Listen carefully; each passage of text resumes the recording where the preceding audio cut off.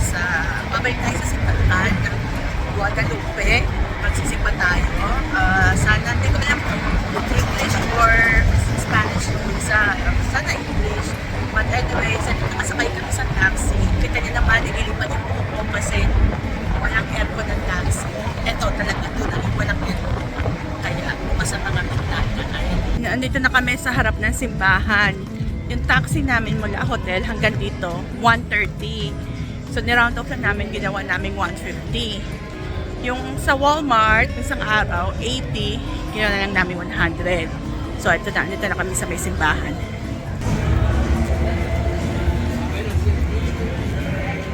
Nag-uumpisa na actually yung mass. Pasok tayo sa loob. Off ko muna to.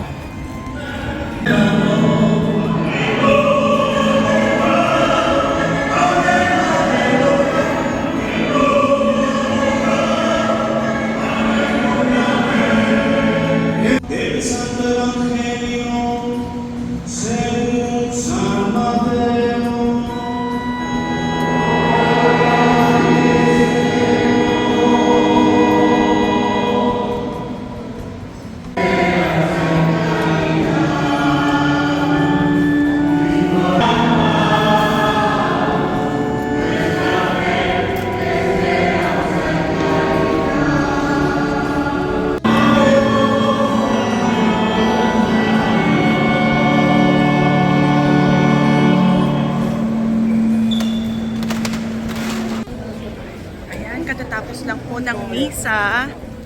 Ang misa ay Spanish. Akala ko, sabi kasi nung waiter kagabi, English daw. Pero okay na rin kasi nakasimba kami ng Spanish version dito sa Our Lady of Guadalupe. So, punta lang tayo doon. Ikot tayo sandali sa may plaza. Nilitrato tayo doon. Kasi nakaikot na tayo dito nung first day natin. Nagpunta na kami dito kami. Ito yung city tour na kinuha namin. Kasama tong Guadalupe. So bumalik lang kami para makapagsimba. Dito tayo pumesto sa may lilim. Kasi mainit talaga naman. Parang may nakita akong Starbucks dito. Ayun, may Starbucks doon sa dulo. O, daan tayo sa Starbucks, magpalamig tayo. Dito may mga American establishments na dito. Nagaya nito, merong Subway, tapos may Burger King sa likod ko. Ayan, Burger King. Tapos may nakita akong Starbucks. Uy, ang lamig.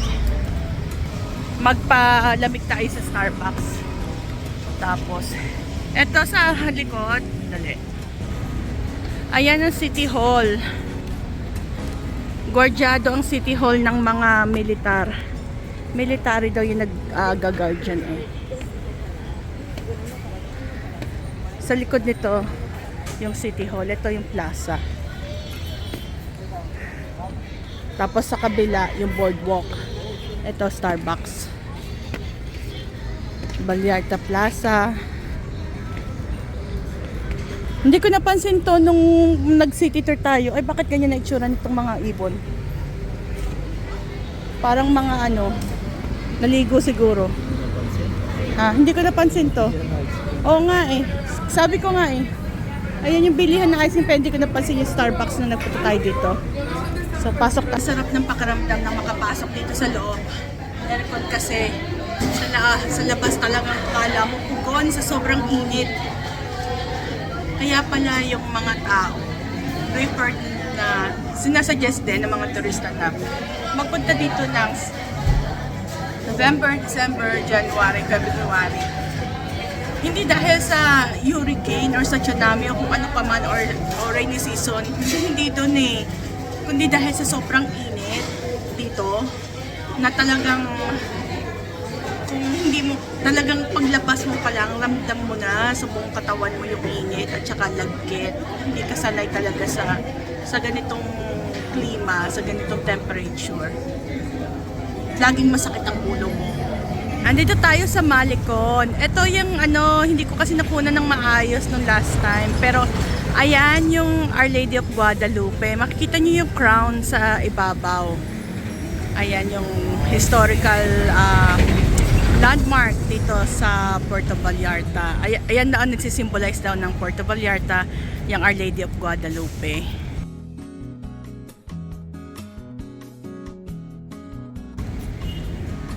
Ayan, tapos punta tayo dito sa boardwalk.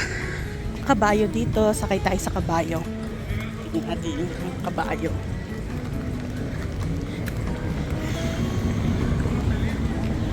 Dito tayo sa pink na kabayo.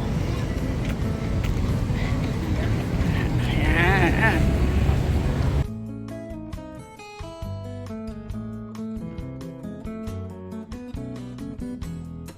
Ayan mga friends, pabalik na kami ng hotel. Nag-taxi kami ulit kasi wala namang other way papunta doon, pabalik. Natatandaan nyo ba friends nung mga 80s and 90s? Well, hanggang 90s siguro. Yung taxi sa Pilipinas. Dalawang klase ang metro.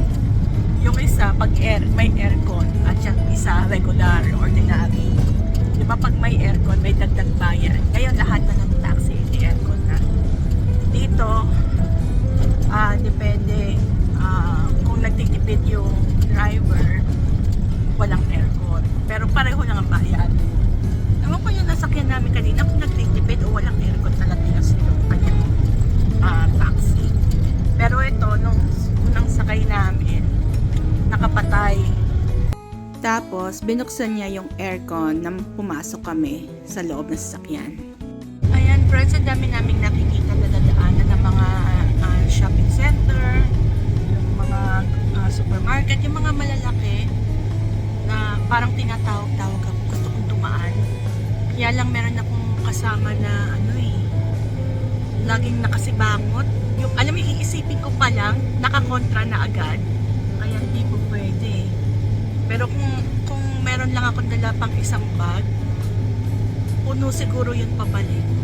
Kaya lang wala akong second na luggage. Ayoko namang i-check in yung aking carry-on. Baka ay balibag na lang niya yung aking carry-on na bag. Kawawa naman. So, magtsatsaga na lang tayo sa isang carry-on. Tingnan natin. Meron kami dalang 3 alak. Ewan ko kung paano namin mabibitbit yun. Sana lang hindi maasal. Kung ano lang, gusto kong pumili ng foam or anything na pambalon. Yung wrap, yung bubble wrap para maano. Kaya lang sabihin itong katabi ko para makapunta sa tindahan. Kaya taste na lang muna tayo.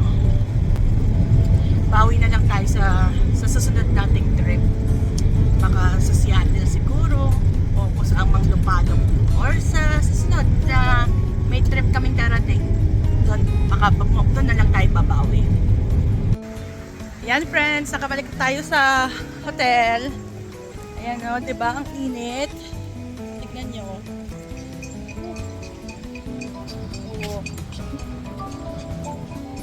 Yung iba enjoy sila sa araw. Tayong mga Asian, particularly tayong mga Pilipino, takot na takot tayo sa araw. Kung maglublub man tayo sa tubig na ganyan, hahanap tayo yung may malilim na area, yung may shade. Unfortunately, wala masyadong shade dito sa pool area. Well, meron siguro dun sa may sa may snack bar, sa may pool bar. Ayan Kaya lang, ang daming mga tao. Mamaya punta tayo dyan, makikigulo tayo sa kanila. Tignan natin kung anong activity meron ngayon. So ngayon Sunday, merong mamayang 1, tapos na pala, yung 1 o'clock tapos na, merong aqua aerobics. Tapos mamayang 4 o'clock, merong Mexican lottery. Awan lang kung ano yung Mexican lottery. Tinanong ko sila, hindi rin nila alam kung ano yung Mexican lottery. It's something new daw. Ayan, nakabalik na tayo friends sa hotel room namin. Grabe, Mainit talaga. But anyways, recap lang kung bakit kami nagpunta sa plaza, sa church. Kasi Sunday, nagsimba kami. Maganda rin yung as much as possible talaga pagka may pagkakataon kami nasa ibang lugar, we try to go attend mass para makita rin namin, ma-experience din namin yung mass celebration ng iba't ibang lugar na napuntahan namin, like different language, different practice, although it all have the same yung parts, pare-pareho naman, 'di ba? May introductory rites, may greeting, may liturgical rites, may Eucharistic rites, at saka may concluding rites. So pare-pareho naman 'yon. Ang nagkaiba lang dun sa practice, like for example, sa Canada, pagka peace be with you, time to do the peace be with you, before COVID, as a sign ng pag peace be with you is we do handshake. So peace be with you, ganyan, handshake kami. Tapos sa Philippines, I think sa Philippines, nagnanad lang sa isa't isa, or sometimes we do give yung peace sign, nagaganyan, ganyan.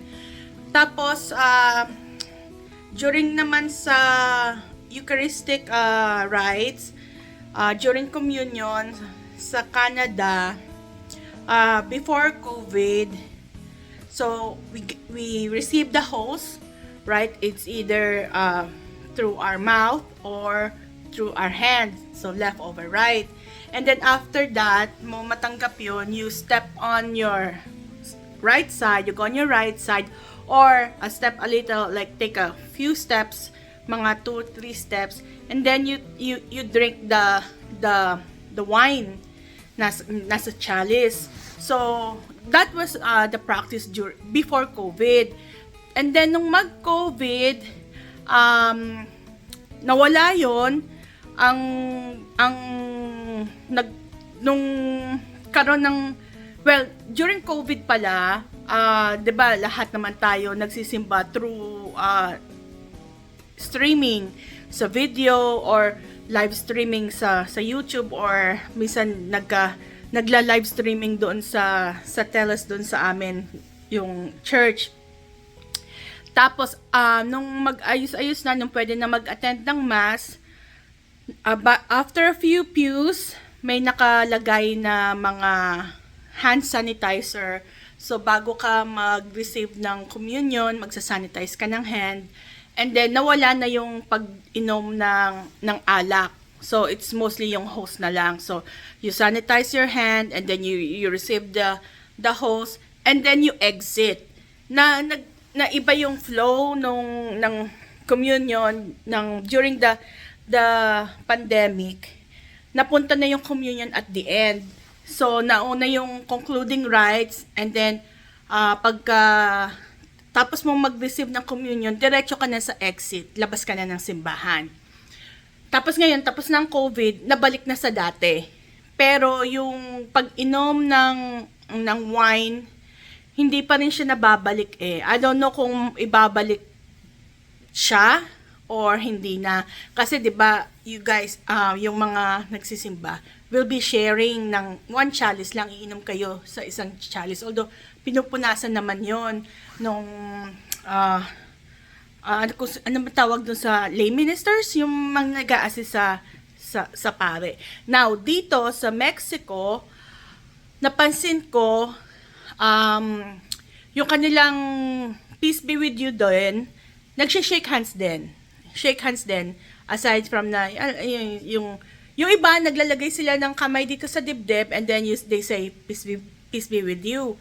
Yung iba naman nagsha-shake hands. Ako nakipag-shake hands ako kasi una sa paningin ko yung paglalagay ng kamay sa dibdib, tapos peace be with you. Ngayon ko lang na experience yun dito sa Mexico.